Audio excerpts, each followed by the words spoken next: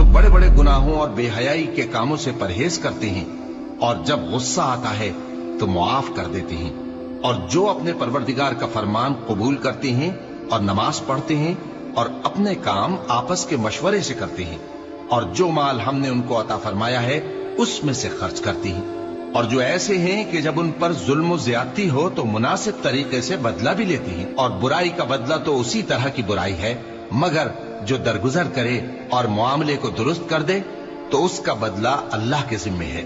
इसमें शक नहीं कि वो जुल्म करने वालों को पसंद नहीं फरमाता। और जिस पर जुल्म हुआ हो अगर वो उसके बाद इंतकाम ले ले तो ऐसे लोगों पर कुछ इल्जाम नहीं।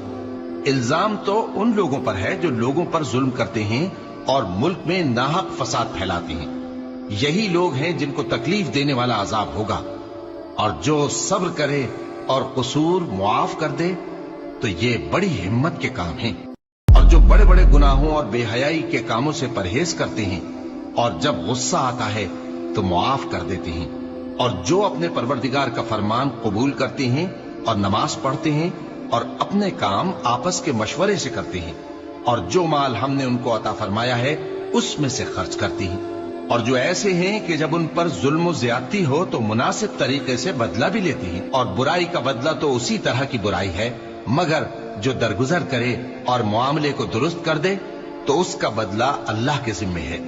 इसमें शक नहीं कि वो जुल्म करने वालों को पसंद नहीं फरमाता। और जिस पर जुल्म हुआ हो अगर वो उसके बाद इंतकाम ले ले तो ऐसे लोगों पर कुछ इल्जाम नहीं। इल्जाम तो उन लोगों पर है जो लोगों पर जुल्म करते हैं और मुल्क में नाहक फसाद फैलाते हैं। यही लोग हैं जिनको तकलीफ देने वाला अजाब होगा।